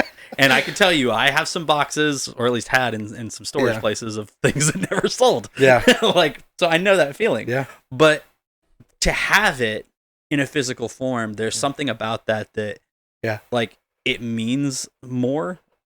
In some ways, like because you can listen to things digitally anywhere. Yeah, and I like that because it's more accessible. No, physical is always it's always a little more. Well, especially because like for physical things, like with me, I do all my own artwork stuff. Yeah. Like all my line. Oh, so I mean, it means a ton to you, like, for sure. So yeah, the physical copy has a lot more than, it's more than just the songs that you're hearing. Yeah. You know, there's artwork that goes along with the concept. It goes along with the whole package. And it's like, I mean, you're selling a whole scrapbook of art. Exactly. Yeah. It's not just the songs. Yeah, for sure. And, you know, you can do some of that digitally, you know, and give access to some of that stuff digitally. Yeah, totally. But it doesn't have You could always send album art and stuff over a file, but it's but it doesn't have the same feeling as opening cracking up a it jewel open case and actually or pulling out a sleeve of a vinyl and actually having it in your hand. Totally. And being able to just, like, really focus on things. Like, and so I've been kind of playing around with this. Well, do I do physical releases? Do I not do physical releases? I mean, and it's just a 5-song EP, you know, and part of me, there's a big part of me that, like, really wants to do, like, a limited vinyl, but that shit is so expensive to have done. Expensive. I mean, it's so expensive. For me, just to have it as a vinyl, like, would mean so much. You always print one for yourself and just put it up on display for yourself. So I don't know. I mean, I've treat yourself. But yeah, I like you brought that question up, because that's one that really doesn't get brought up a lot, about like the anxiety side of being a singer songwriter or a performer or whatever, especially if you're the one who's writing everything. Like, even if you're in a band situation, usually in a band, one or two of the people in the band is the primary writer. And, you know, so there's this anxiety that you get when you've put so much of yourself into something, and then all of a sudden it becomes this reality of, people are going to hear this. People are going to actually do something with this, and I can't do anything to fix it or change anybody's mind or do anything about it once it's there. It's just there. Yeah. And then you're mixing it down, and you're like, "Oh, that one song though, I could have done. I could have done this." And I have yet to meet a single musician that's satisfied, that has ever been satisfied with the release. They're always, well, I could have done this, or I wanted to fix that, and whatever. And it's just like, you can hear it and just be like, "This is amazing recording." Almost 3/4 of my musician friends are never satisfied. Every single person I know who's ever done production, and it's like that. And it's like, you got to be nuts. I don't know how much more better. I mean, that's the case most of the time. Is, dude, you poured your heart and soul into this. I doubt if you had better, then, you know, cool to you. But I am satisfied. My heart is full. It's like, my heart is full right now. Please don't mess with this anymore. I mean, I might have talked about this before on the podcast. I can't remember. But, like, one of the worst experiences with that album, even, like, that I told you about from 2006, that's my simultaneously favorite and least favorite album. Yeah. Part of the reason that even the production got even worse on it as time went is because, so I wrote and recorded it over about a 2-week time span. And then I spent like 3 months mixing and mastering. You spent too much time with it. I overkilled it. Yeah. And I was constantly picking out these little things. Oh, there's this little thing Spending time and then what was with happening songs was is that crap that's not fun. You focus in on one thing, and then you fix that one little thing, and then when you bring yourself back out and you listen to it as a whole, and you go, it sounds worse. How the fuck does it sound worse? Yeah.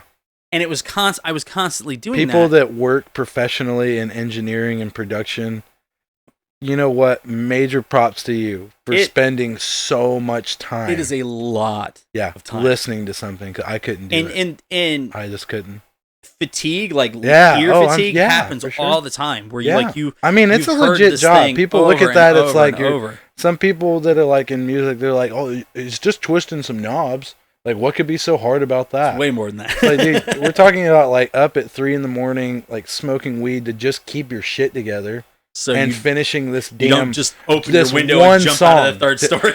And this is just for one song that this is happening. Like, it's a whole. Oh yeah, and these guys, like, and this is where I will give credit to some of these modern producers who like will, like, because like I said, I mean, I understand the programming and all that kind of stuff. There are some guys that do programming on a level that is unfucking. Oh real. Yeah, for sure. And you will, and even me, like, I always strive to, like, if I was programming, you know, drums, I always try to program them as a drummer to sound as realistic as possible. Yeah, right. But to do that takes a lot of time. Right. Why? Right. Because you're actually programming in all the imperfections that a real drummer would be doing. Yeah, yeah. Totally. You know, it's just easy to just sit there and go kick, snare, Yeah. hi-hat, whatever. And then Creating when you listen back to it, you go, sometimes it doesn't really sound real because it's too perfect. Sometimes just creating authenticity is like Yeah. way more painstaking than Which just is doing part it. of why, like, doing this most recent EP that I'm going to be releasing, like, I immediately was like, I'm not doing that with this.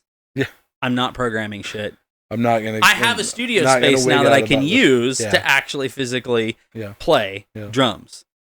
I'm gonna sit down and play these fucking drums. Yeah, totally. Like, Totally. because I don't want to spend all this time. And honestly, I mean, like we were saying earlier, it's like when we listened back to it the first time, it was like, this sounds better than anything I've done in years. Like, because it's authentic, it's real, it's Yeah. that thing, you know, Yeah. like, which, like I said, going back to like your stuff, that's what drew me to your stuff in the beginning. It's Good. just that sense of authentic.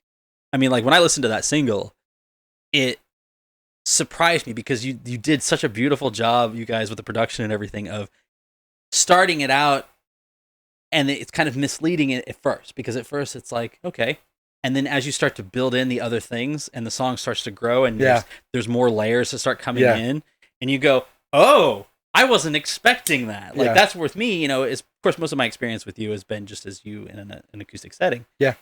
And I love it that way. But then Mhm. hearing it starting to fill out more in other areas, Yeah. I was like, oh, this takes it to another level. It's Yeah. even better. Like, Yeah. I was not expecting that, and I was Yeah. pleasantly surprised with just like how much bigger it was. I and, was like, I think me and Caleb originally had this idea that it was going to be, because he's sort of my Nate Walcott on this album. He's just providing his expertise where it means the most. But I think we were both kind of thinking originally that it was going to be just kind of guitar, a little bit of bass, mhm. a little bit of mandolin, and then, you know, some backing vocals. Yeah. Done. And then once we like really, really got into it, I was thinking about it a little more, and was just like, man, like, I want this to be immersive. I don't want it to be one of those things where like you hear the song and you're like, yes, it's a good song. I mean, not a lot happened during it, but it was a good song.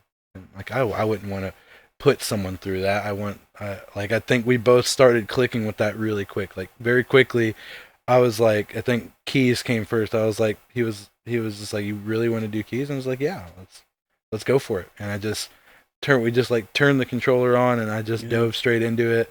And he went into mandolin, and he just like went absolutely nuts. And I was like, man, you know, or I did banjo was the first one, and then keys came after that. And then when he came in with mandolin, I was like, dude, what else can we, you know, like, what more? And then when I brought up the choir part of it, because I told him at some point in time it would be nice, it can be nice to have some extra voices, because I hate doing backing vocals by myself.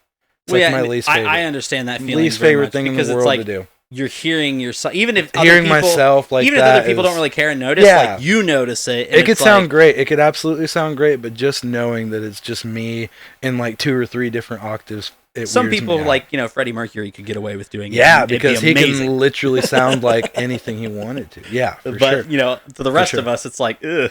For me, it's like, I know that's me. Yeah. Yeah. And we started adding backing. Like, I had asked him to do some backing vocals first, and then the choir idea came in, and he was like, where do we even start with that? And I was like, well, just do it. And like, I think I did like some mid-range pieces, and then something a little higher than it, and then he was just like, he just jokingly did like a really high part, and I was like, yeah, do that.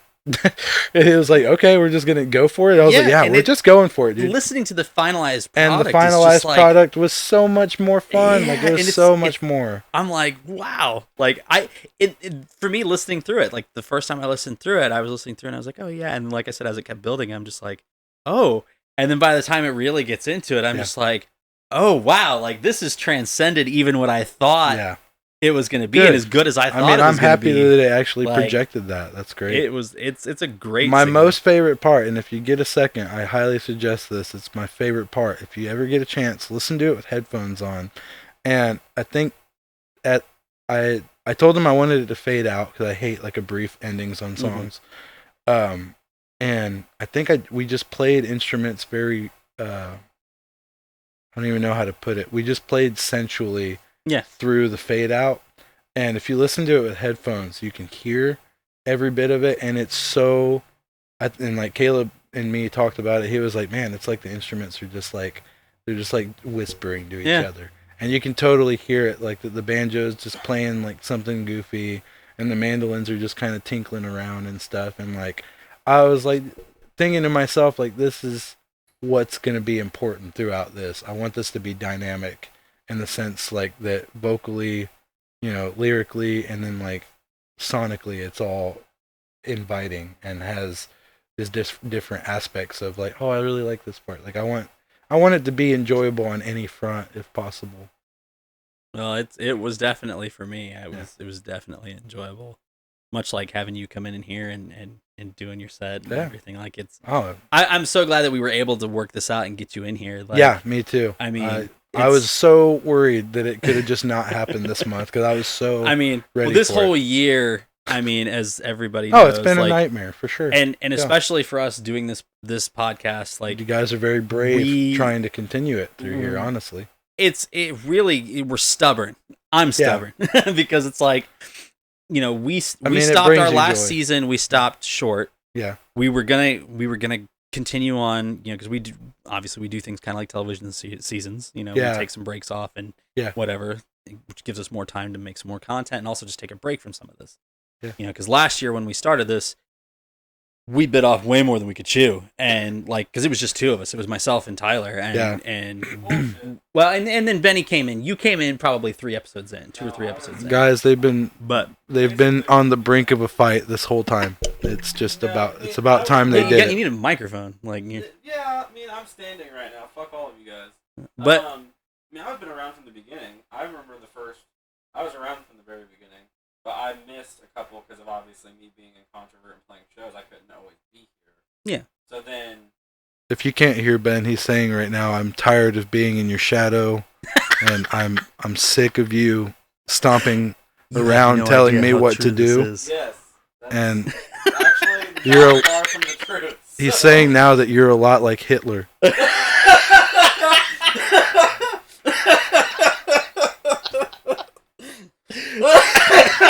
This podcast took a turn somewhere. And it always happens in the last second. My point, though, is that like, even with Benny being on board, like, we bit off way more than we could chew. And it became... for fuck's sake, even the 3 of us. It was way more work than we thought it was going to be. And it was like, oh, wow, because, I mean, granted, it's my own fault because I had these grandiose ideas of like, oh, we could do this, and like, we're going to do not just the podcast where we sit and talk to people, but we're going to do live sessions where we have bands come in and do stuff because we can do that, and that's cool.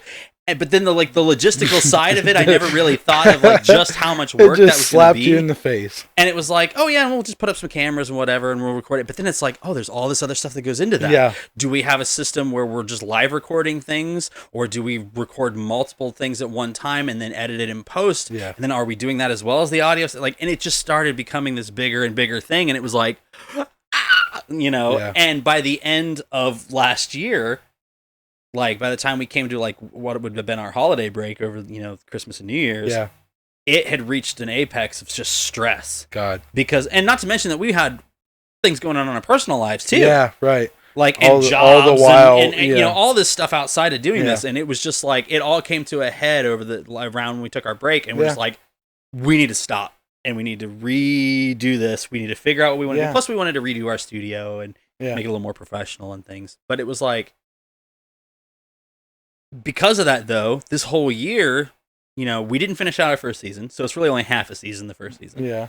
And then we were supposed to start back up in, like, March, but then fucking COVID hit. Yeah. And everything started getting shut down. Yeah. And so it stopped everything here. Yeah. And so we're like, all right, well, they're talking summer, fall, maybe it'll start to get better. And we can start, doing things again. Lo and behold. And it's just gotten worse. And it's like, we then decided, like, okay, we're going to go ahead and start scheduling again and doing this. Yeah. And I mean, we're now, this is episode 6. And as of recording episode 6, we should be on like episode 12 or 13 at this point.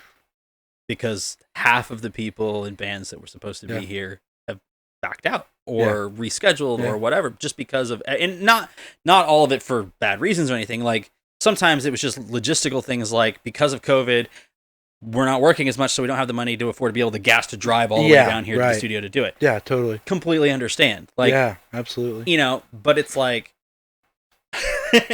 this whole project has definitely been a labor of love, and like we all of us that are involved in it, and at least this time around we do have a little bit bigger crew.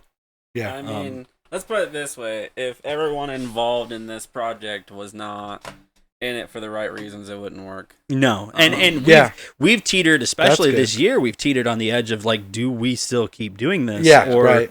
You know, it's for multiple reasons. I mean, not the least of which is the fact that we are all volunteering our time to do this. Yeah. Nobody gets paid for anything. Right. Nobody, like, we've all even invested our own money into this. Right. So it's like it's become a bit of a money pit. It's become like, but the passion of trying to be this platform for people like you and all of our friends that are in bands, and even people that we aren't necessarily friends with, but we've gotten to know or want to be on, and like, to me at least, it's still been more important to still continue doing it. And it's like I'm to the point of where it's like I'm gonna ride this bitch out as long as I literally can until I have to close it down. Yeah, like for sure. If I'm at the point of where, you know, bills aren't getting paid to the point of where they're going to be turning off the electricity and everything's going to, you know, that's when it'll end. Yeah, like, for sure. Unless we all kind of sit down and are like, you know, let's be realistic here. This just isn't working. We need to maybe revamp it and do something different. Yeah. Like, which, let's be real, this season we have done a lot of revamps, whether it's the fact that you're not hosting as much anymore. No. Tyler hasn't been as involved this season either. Yeah, and we're bringing in like, you know, Jen, you know, as another host, and, you know, being a little bit more particular with how we do things. And we've even branched out and started doing other things too, like we were talking about with like reaction videos and stuff. Yeah. We've started branching out and doing more of those things, mostly like on a local level. Like we have smaller independent bands that'll send us stuff, and know, we'll look at and react to and give our opinions on. Good. You know, of course, like, we're not opposed to like doing major releases too, but every fucking reactor's doing them, so whatever. Like, I'm more interested in, this is always intended to be a platform to try to help smaller acts. Awesome. Like, that's what we're trying to do, is give a platform and a place for like where people who maybe couldn't afford to go to a studio and record an album or record an EP or a demo even, but could afford to let, you know, the gas to come over here, and we just do all of it and then put it up online so people can go to it. Yeah. Be like, here, you guys, check this out. Yeah. You know, and, you know, it, like I said, we're not making money off of any of this. Like, if anything, we're losing a lot of money on it. And I mean, that's why we've started up things like our Patreon and things like that, is to try to see if we can try to recoup. See, this is why you need the laugh track, because you could have just queued the laugh track. Well, see, that's something that my editor, who's, you know, he could probably do that. But that's the nice thing, actually, is like, that was the biggest improvement. The nicest thing this time around in this season was getting an editor, an outside editor. Like, which, let's go ahead and shout him out. Joey is amazing. Like, Joey has, like, by this point, by the time you're getting to this episode, you will have already seen a lot of Joey's work up to this point. And he's doing really good work. Really good stuff. And for the fact that he had no experience doing this kind of stuff. And not only that, he's a volunteer too. Like, just like the rest of us. Completely volunteer on his own time. He does it in his free time when he's got free time to do it. That's awesome. And he's even willing to come out and help shoot video and stuff. Like, wow. Yeah, he's come out and filmed. He's been an extra cameraman at times. Like, so I mean, it's I have hope. Like, and having guests like you come on, and like it reignites that even more. It helps, like, go, okay, like, there's still a reason why we're doing this. Like, there's still a, like with, even like we're talking about, like, with your lyrics, it's like, you might talk about some of the worst things that are about life and how it can be, but the's still that glimmer of hope. There's still something there. Yeah. Like, don't give up. Like, yeah, absolutely. And but yeah, it definitely was one of those things where I was so glad to be able to be like, yeah, we gotta get Rudy on here, and you were like, yeah, we could probably make this work, and setting up the date and everything, and I was just like, yes. Like, to be honest, like, with everything that's happened and all the people that have canceled, like, at this point, it's just been kind of a shot in the dark. Get somebody, or are we not gonna get somebody? Like, it's part of why it's taking so long to get these episodes out and things like. Yeah. And you know, honestly, when you were as quick to respond as you were, and we're like, yeah, I'd love to do it, and we were quick to figure out like what dates would work, and it was like, for me, it was like, okay, you've just given me a little bit more time to not give up on this. Like, yeah, you know, good. And I'm happy that it was a good outcome. Having for this then. conversation has even helped too, like because it's like, oh yeah, you know. But well, so do you have any? Obviously, with COVID shit happening, aside from the album release, like, do you have any other plans of things coming up in the future? Like, you know, are you looking at, you know, maybe doing music videos or? You know, I've been honestly thinking about that a little bit. I've never really invested into doing anything like that, but at this point, I think it would be kind of nonsensical not to have some fun with this release. Oh yeah, and I'm thinking you definitely should do it, just even for nothing else than just for the fun of it. Yeah, and, like, I'm hoping that trying out some things with this new album will be a little more involving for me, because I've been in so many bands, and like being in bands, you're always making all these group decisions and stuff like that, and sometimes the group decisions weigh out the actual common sense. It's like sometimes a group decision. We know what that's like. Yeah, I mean, we definitely know what that's like. Been there, done that. Yeah, and I always have been so nervous about those kinds of things. So doing it by yourself, it takes that out completely. It's like, it's like, okay, well, you know, what wouldn't I want to do now that I'm just doing this by myself? So I'm hoping that I work up the courage to just try a bunch of new stuff. Music video would be really fun, I think, if it were presented in the right way. I want everything to present this all very well, so I'm hoping that becomes a cool option. I really have been really always wanting to do the first set of shows that I ever playing by myself.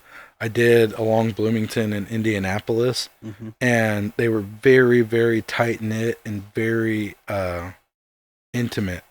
And I really want to get back to that. I know that it's not like a foreseeable thing currently because of the shutdown and whatnot, but eventually it would be really awesome to do just some primarily just like house shows, just like living room sets, or, you know, small limited basement shows.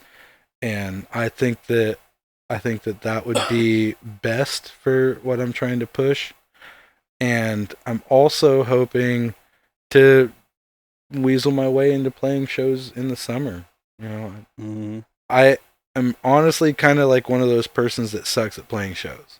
I'm always late. Something always goes wrong. And then I'm typically not always the most happy afterwards. And I've gotten a lot better about it. And I've been trying to like not beat myself up about playing shows. But, you know, I still falter a little bit. And I'm hoping that after this release that I can try and muscle through that a little bit more and be a little more patient with what I expect out of myself at shows.